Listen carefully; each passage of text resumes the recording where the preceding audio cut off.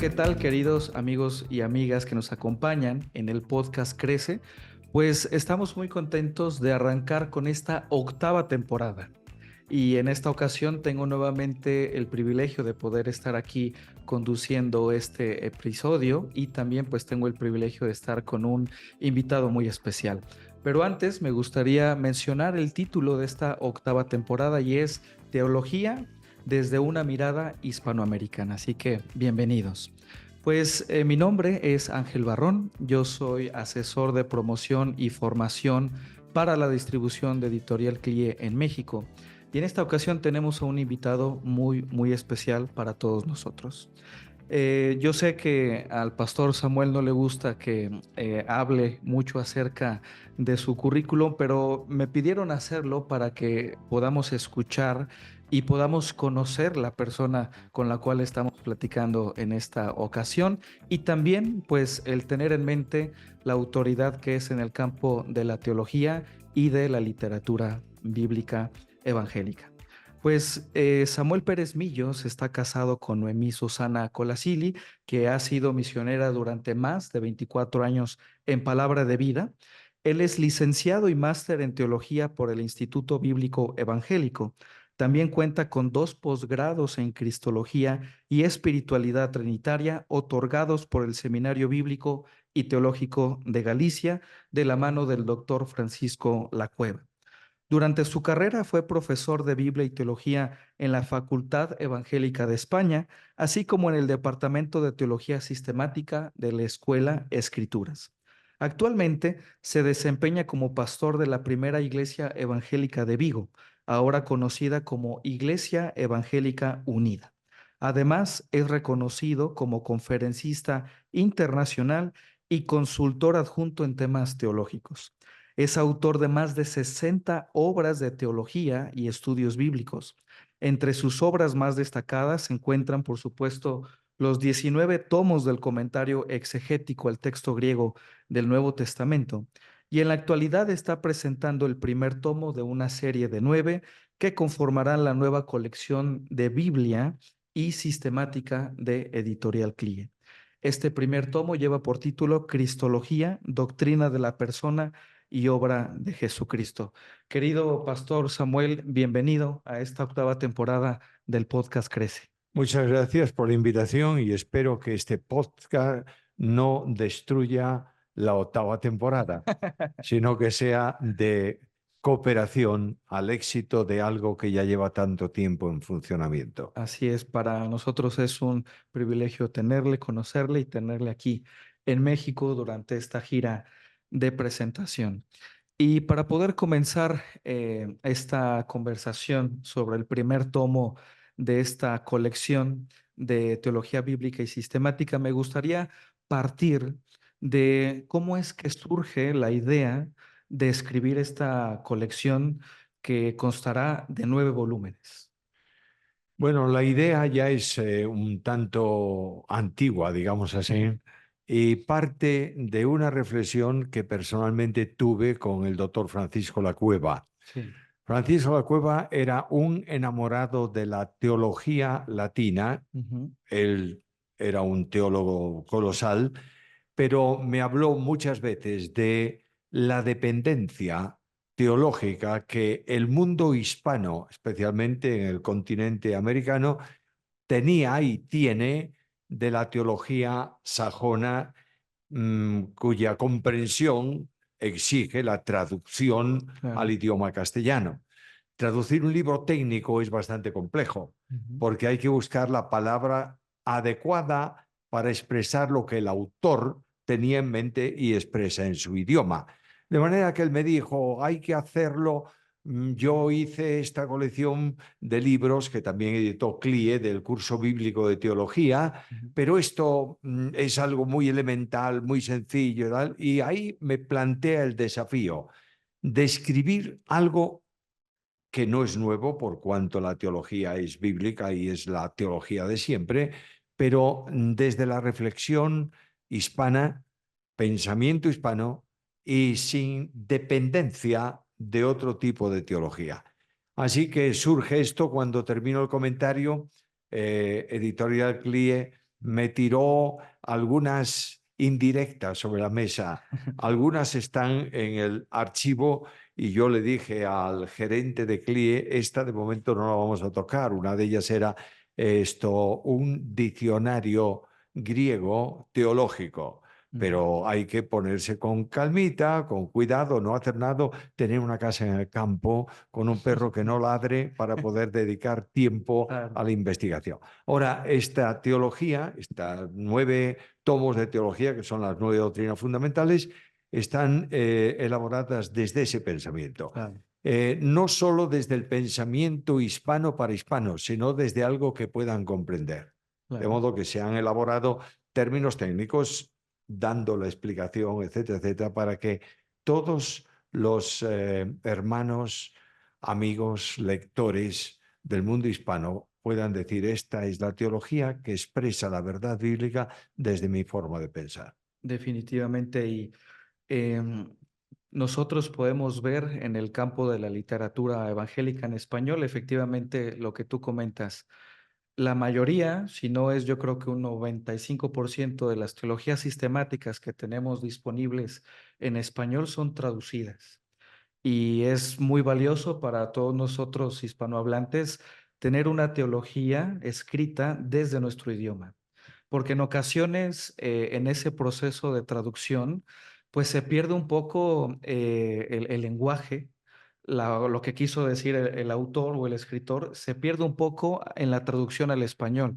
Entonces, yo lo considero valiosísimo este aporte que hace a la iglesia y a la literatura cristiana evangélica de estudio en la teología, y por eso creo que esta colección es muy, muy valiosa. Entre paréntesis, comentábamos hace ratito, Editorial CLIE, que en este 2024 está cumpliendo 100 años de servicio a la literatura cristiana, ha guardado para este año, 2024, lo mejor para el catálogo editorial. Y es por eso que en este 2024 se lanzó este primer tomo, o el segundo y tercero, de esta colección de teología bíblica y sistemática.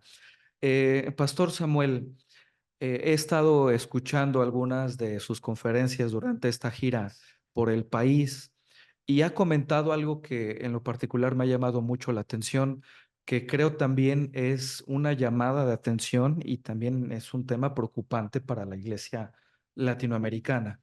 Tú has comentado en repetidas ocasiones que la cristología es la base de toda la Biblia. De la cristología parten las demás doctrinas esenciales que tú abordas en los siguientes tomos: bibliología, Espíritu Santo, Trinidad, por supuesto, soteriología, eclesiología y demás. Pero a pesar de que tú comentas que la cristología es el núcleo de nuestra fe, de nuestra esperanza cristiana, pareciera que Cristo es un desconocido en la iglesia latinoamericana. ¿Nos podrías comentar un poco más sobre ello? Bueno, yo no quiero hacer un comentario que sea como el ventilador que levanta papeles. Quiero hacerlo desde el aspecto absolutamente positivo. Claro. Eh, Cristo es la razón de vida, el fundamento de vida y la esperanza de vida. Sí. Cristo no es el que genera espectáculos subjetivos, sino una vida abundante. Ujú. Y la iglesia de hoy está derivando hacia un subjetivismo absoluto en todos los aspectos. El púlpito se ha convertido no en un lugar de exposición de la Biblia, sino de mensajes motivacionales, Sí. en donde el predicador dice a la gente: bueno, no vais muy bien, pero podéis. Ujú. Tú puedes, porque tú tienes poder, tienes Sí. tal. Y claro está, eso trae como consecuencia una decadencia de la Biblia. Pero la Biblia no se puede exponer ni entender sin la dimensión de Cristo, Claro. que Cristo es el Logos encarnado, la Biblia el Logos escrito. Por tanto, toda doctrina, todo sistema de vida, en fin, en toda la plenitud del cristianismo, no depende de ninguna persona divina más que de la segunda. Es decir, cuando nosotros hablamos de dependencia de vida, el apóstol Pablo nos indica, todo lo puedo en ¿quién? Cristo. En Cristo, que me fortalece. ¿Y acaso el Espíritu Santo no produce poder en la iglesia? Claro que sí. Tenemos que vivir en el Espíritu sin duda ninguna. Si no vivimos en el Espíritu y en plena dependencia del Espíritu, no podemos vencer la carne. Esto está clarísimo. Pero la misión del Espíritu es reproducir a Jesús en nuestras vidas. Por tanto, el programa que el Padre tiene para los creyentes, la predestinación que Dios hace para cada salvo es esta, que seamos hechos conformes a la imagen de su Hijo. Y el Espíritu Santo es el vicario de Cristo en la tierra. No podemos recibir ningún tipo de bendición. No hay ningún camino que podamos trazar que no proceda y dependa de Cristo, porque las bendiciones de Dios no son asimilables al hombre, a no ser que pasen por el único mediador entre Dios y los hombres, que es Jesucristo, hombre. Sí. Por tanto, Cristo es el núcleo. A veces estamos buscando un espectáculo de poder que no es poder, es show. Y lo que nosotros tenemos que volver es a ser capaces en la humildad de decir, como decían los apóstoles, no tengo plata ni oro, pero lo que tengo te doy en nombre de Jesús. Levántate y anda. Y este es el gran secreto. Por eso mi pasión principal de vida es la cristología. Exactamente. Que leyendo un poco su preparación, usted tuvo 2 posgrados sobre Cristología de la mano del doctor Francisco Lacueva, que en lo personal, los 2 tomos que tiene sobre Cristología en la colección de formación bíblica de Editorial CLIE, es un deleite leerlo. Y partiendo de ahí, am, también escuchaba en estas conferencias que parte de nuestra predicación cristiana se enfoca mucho en la salvación o en la obra de Cristo, ¿no? Hablando sobre Jesús que vino a salvar, que vino a revelarnos al Padre, pero la pregunta previa a eso es, ¿quién es Cristo, no? ¿En qué creemos? ¿En qué Cristo creemos? Con base en ello, tú tienes, bueno, más de 500 páginas hablando de Cristo, pero una de los capítulos que en lo particular a mí me gustó mucho es donde hablas de Jesucristo como Dios hombre, no como Dios y hombre, sino como Dios hombre. ¿Qué nos puedes contar sobre ello? Bueno, cuando tú pones en castellano una conjunción copulativa y Mm. estás diciendo que hay una oración compuesta por 2 partes que están vinculadas por ese núcleo. De manera que si yo digo Jesucristo es Dios y hombre, estoy diciendo que es Dios por un lado y que es hombre por otro lado. Y eso puede ser Dios independiente del hombre o el hombre dependiente de Dios, etcétera, etcétera. Por tanto, Jesucristo tenemos que entenderlo desde la dimensión bíblica. Jesucristo es, como hombre, la naturaleza humana del Verbo divino. El que se encarna no es un Dios que se introduce, que se apropia de un hombre, es un Dios que se hace hombre. Y claro, ahí están los grandes temas de la cristología y las grandes herejías de la historia. Sí. Sabes muy bien que las herejías fundamentales del cristianismo más impactantes nacen de la cristología y que precisamente fue la cristología la que produjo los concilios más importantes de la historia de la Iglesia. De manera que eso es la razón esencial por la que no podemos hablar de Dios y hombre, sino de Dios-hombre, de 2 naturalezas vinculadas, subsistentes en la única persona divina. De ahí llegamos a un problema que incluso es un problema filosófico.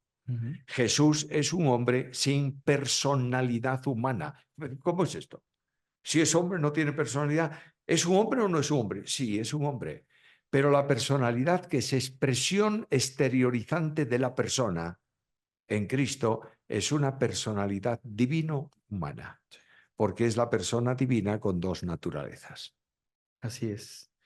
Y tú en tu libro, que de paso que comentamos, son casi 1000 páginas de Cristología, Tú comentas algunos aspectos que parecen ser pasados por alto, ¿no? En ocasiones acerca de Cristo, pero tú comentas y especificas muy bien esta parte de la persona y diferencias el ser de Dios con las personas, porque creo que en ocasiones, desde nuestra fe evangélica, no podemos dimensionar ese aspecto teológico porque también tiene relación desde la filosofía, ¿no?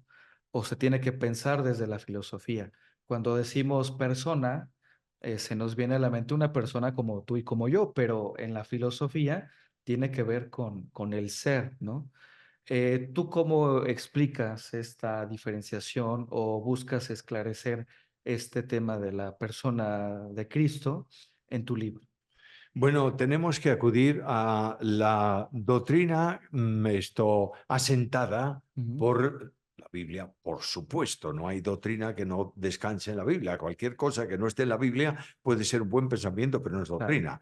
Entonces, asentado en la Biblia, tenemos que recorrer la historia de la doctrina de la cristología hasta nuestros días, claro, que es una trayectoria de 2000 años. sí, De manera que ahí me voy al origen, en donde los apóstoles definen perfectamente a Cristo como Dios en Juan 1, como hombre en Juan 1:14, pero haciéndome una advertencia, que el verbo es el que se hace hombre, para que claro, no haya esa diferenciación.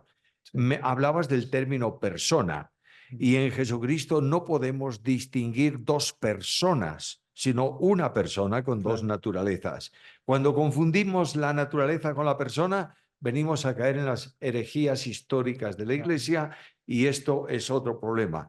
Pero esa persona que se encarna, que se humana, que se hace hombre, tiene un componente sumamente complejo para entender. ujú, ¿Cómo es que Dios puede estar en un embrión, mantenerse en la gestación y ser alumbrado porque el que nace es el santo? claro, Y ese santo, naturaleza humana del verbo, es santo porque subsiste en el verbo. De sí, otra forma no lo sería.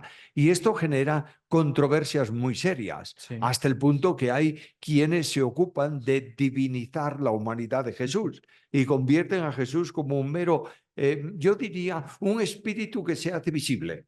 No es así. Jesús es un hombre real con todas las emociones de hombre, etcétera, etcétera, pero no podemos olvidar que ese hombre, que es hombre, es Dios manifestado en carne. sí, Y yo no puedo decir que ese hombre, o no puedo decir que Dios padece hambre o tiene hambre como Dios. No, pero tengo que decir que el que padeció hambre era Dios. ujú, Y Dios no muere, claro que no, pero tengo que afirmar que quien muere en la cruz era Dios. claro, Yo no puedo decir que Dios nace, pero Jesús, el niñito que es alumbrado por María, es Dios manifestado en carne. Y estas contrasentidos a la lógica del hombre han traído serios problemas y siguen teniéndolos. Como decir, por ejemplo, que en su humanidad, como hombre, Jesús tiene un conocimiento absoluto que corresponde a la deidad. ujú, Y estos son también problemas serios que la cristología tiene que despejar y expresar racionalmente. Esto mencionabas hace un momento de asunto filosófico. La filosofía, que en el mundo evangélico está muy mal vista, claro, a veces con razón. ujú, Si la filosofía se pone por encima de la teología, malo, pero tú no puedes expresar algunos aspectos de teología bíblica sin la pues sí, filosofía. Estoy diciendo, por ejemplo, ¿cómo puedo demostrar o decir que Jesús el hombre, que es un hombre, con las partes naturales de un hombre, espíritu humano, alma humana, cuerpo humano, etcétera, etcétera?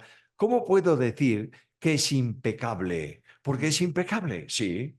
¿Y por qué es impecable si es hombre? ¿No tiene acaso como hombre los elementos vinculantes a la humanidad que mencioné antes de hambre, de sueño? Sí, entonces vamos a ver, si es un hombre, tiene necesariamente que poder sufrir lo que el hombre es. Bien, entonces si es hombre, tiene la potencialidad de pecar, y la respuesta es un no rotundo y absoluto, porque todo cuanto Jesús, hombre, hiciese, está afectando a la persona divina en que subsiste.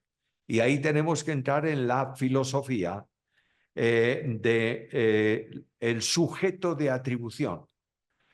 El hombre Jesús hace algo que afecta como sujeto a la persona divina. Por tanto, si Jesús, hombre, puede pecar, tengo que decir que Dios, el Verbo, puede pecar. Y esto, claro, solamente se puede expresar con filosofía. Yo sé que son cosas complejas y que tampoco necesita mucho el pueblo de Dios una dimensión tan profunda, pero tengo que conocer a Jesús como mi compañero de viaje. Claro. Y esto exige que sea un hombre.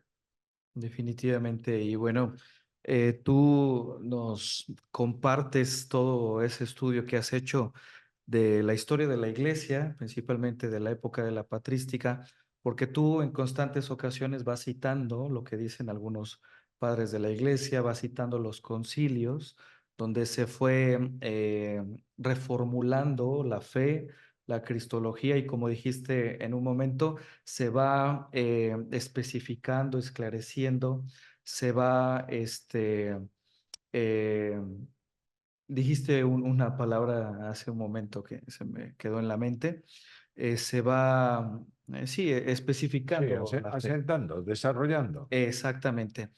Y vamos teniendo una comprensión más clara con el paso del tiempo y bueno, ahora a más de 2000 años, bueno, podemos tener una comprensión completa en ese sentido de la cristología, ¿no? Que en su tiempo pues se fue reformulando y precisando era la Eso. palabra que tenía en la mente. Con base en todo esto, para ir también concluyendo, ¿hay algo que a ti te apasione o te asombre más en toda esta historia de la encarnación de Cristo, su vida, muerte, resurrección, ascensión y demás? Yo en lo particular, por supuesto, supera nuestro entendimiento y llega la fe, ¿no? En la encarnación, en el sentido, y tú lo explicas muy lindo en el libro, cómo Dios, bueno, en este caso Cristo, siendo eterno, decide y asume ese compromiso en el plan salvífico de Dios de hacerse hombre y deja, bueno, con mucho cuidado, pero no se aprovecha de esa autoridad o de esos poderes, sino como dice Filipenses, los hace a un lado para hacerse hombre, ¿no? Pero tú especificas algo que a mí me gustó mucho. Jesús, bueno, Cristo, no se humilla al hacerse hombre, porque al hacerse hombre dignifica también el cuerpo humano, que es bueno, sino más bien se humilla al hacerse siervo.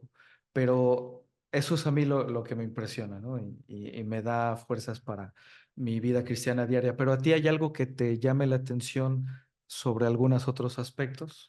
Bueno, esto, Cristo, el mundo llamado evangélico, yo voy a referirme ya a un sector más, porque el Sí, mundo protestante es muy amplio. El mundo evangélico tiene la tendencia de divinizar la humanidad de Jesús. sí.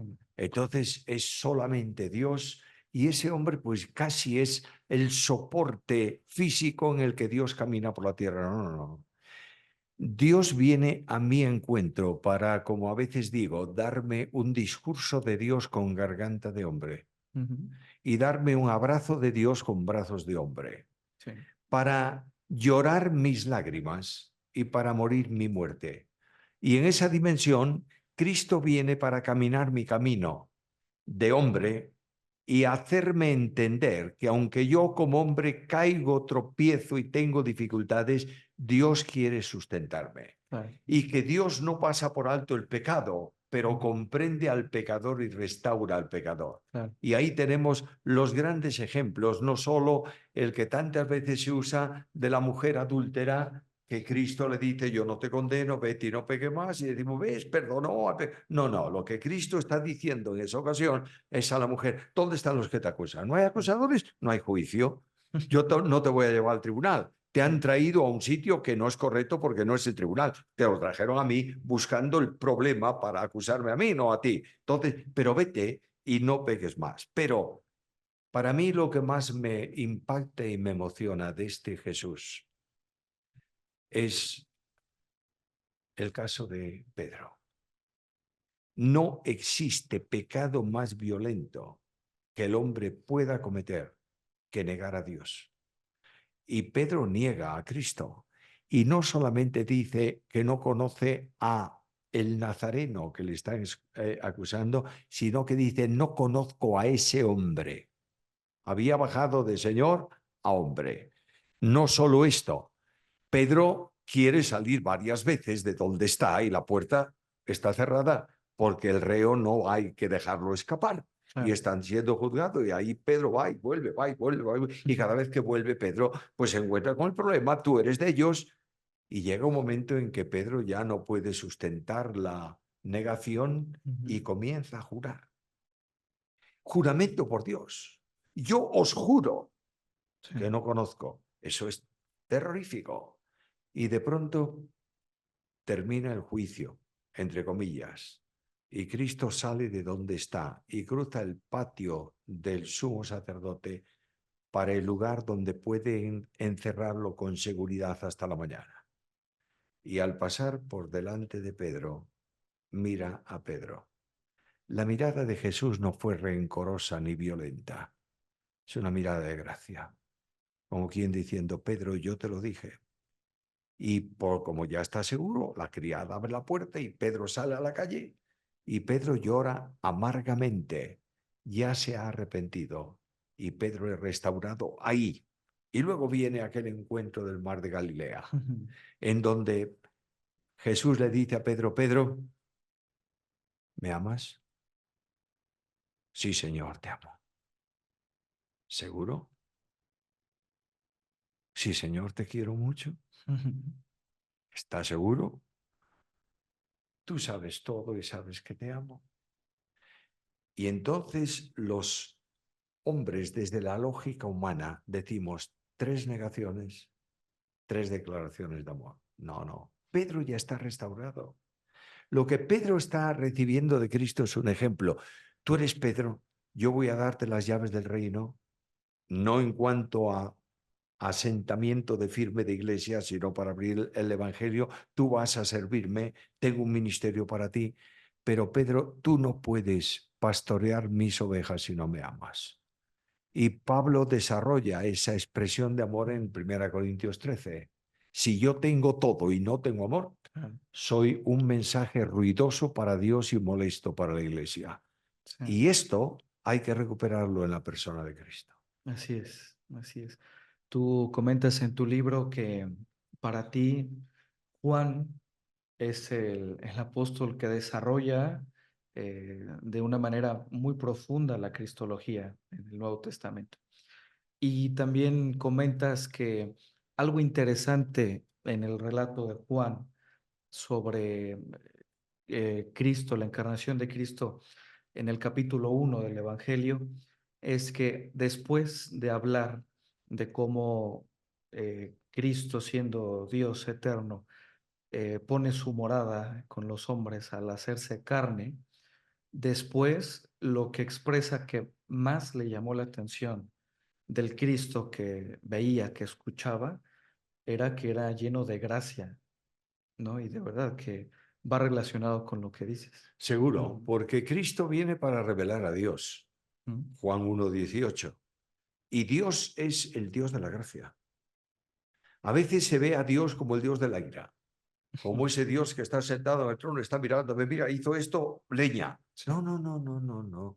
Las mismas maldiciones de la ley ceremonial o las advertencias de la ley moral son manifestaciones de gracia. Sí. Que Dios dice, mira, ten cuidado, no hagas esto, no te voy a destruir. ¿Cuántas veces? Unas cuantas, 2 por lo menos, Dios dijo a Moisés, apártate, que voy a terminar con esto si voy a hacer un pueblo nuevo. Y Dios perdona. Y Dios envía a su Hijo al mundo para perdonar a los pecadores. Sí. Por tanto, esa gracia que algunos no ven en el Antiguo Testamento, se expresa por Cristo en el Nuevo Testamento. Y lo que le llamó a Juan, le impactó a Juan, es su gracia.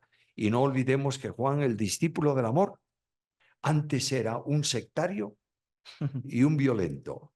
Y es así, porque cuando Cristo le dice, vete a buscar una habitación ahí y no le dan una habitación, viene y con su hermano le dice, ¿te parece que mandemos descender fuego del cielo y quemar la ciudad? Hombre, Juan, ¿no te dan una cama y quieres quemar una población? No, hombre, no, tú eres así. Y Señor, aquel está echando fuera demonios en tu nombre y se lo prohibimos. ¿Por qué, Juan? Porque a nosotros no nos seguía. Sí, Entonces no puede hacer nada. Y este era Juan. Pero Juan ve los ojos de Jesús en la cruz sí. y siente que le dice, cuida de mi madre. Y Juan queda impactada. Y Sí, hay un cambio en Juan, el discípulo del amor. así es. Y bueno, pues hemos platicado de varios temas.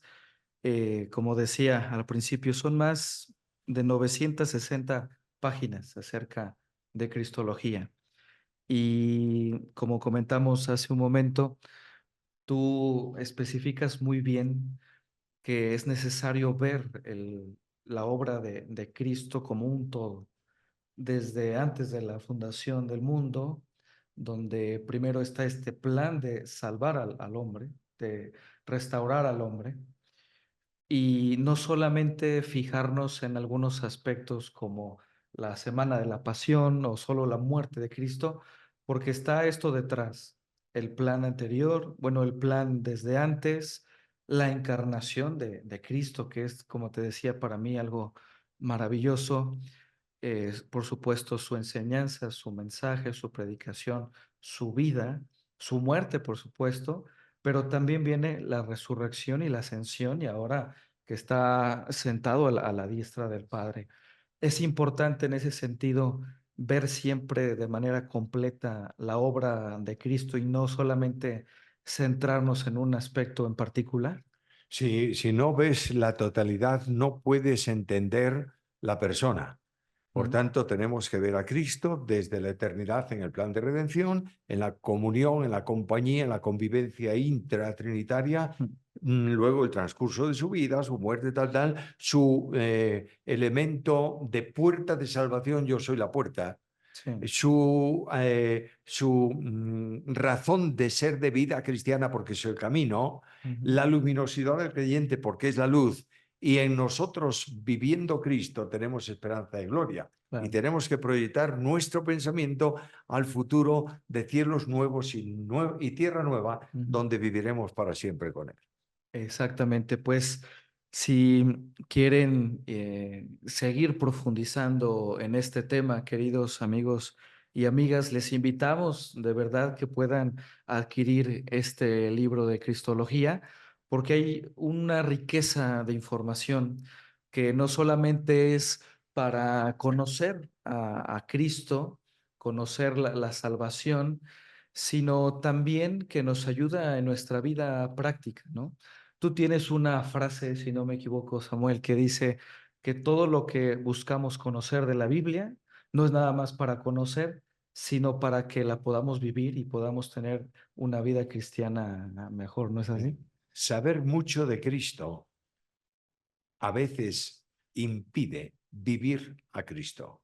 Es Mm, decir, no podemos tener a Cristo en la cabeza. Tenemos que tenerlo, por supuesto, pero tenemos que tenerlo en la vida. Y claro, si Cristo no se hace vida en nosotros, estamos perdiendo la vida. claro, claro, claro.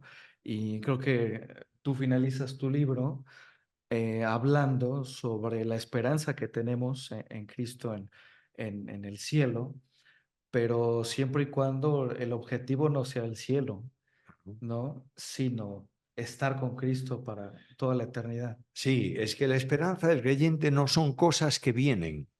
A veces decimos, ¿qué esperas? Pues espero la ciudad celestial, las calles de oro, las puertas de perla. Yo a veces creo que hay creyentes que hablan, piensan, sueñan el futuro de esta manera. Una capita blanca, fina, bien limpita, un arpa de oro en la mano, una nube cómoda para Claro, sentarse y cantar per secula seculo. Eso es aburridísimo. Sí, Lo que yo espero es un lugar, sin duda ninguna, pero yo espero el encuentro con Cristo. por Y supuesto. Cristo dice, Así es, yo en vosotros, dice Pablo, Cristo en vosotros, esperanza de de gloria. gloria. Así es. Pues muchísimas gracias, Samuel, por este tiempo aquí en el podcast Crece. Y pues a nuestros amigos y amigas les recordamos que esta es la octava temporada del podcast Crece, titulado Teología desde una mirada hispanoamericana. Y de verdad les invitamos a adquirir el libro de Cristología, porque como vieron, digo, en 40 minutos no podemos platicar sobre todo esto, ¿no? Ni centrarnos ni siquiera en un solo capítulo, que a veces llama la atención estos temas en particular, la encarnación, en la kenosis y demás, pero como podemos ver, hay muchos más temas también que aborda el libro y sobre todo que nos llevan a una práctica diaria de estos temas, como lo es esto último, de Cristo como la esperanza del creyente, del cristiano, y Cristo como la esperanza de gloria.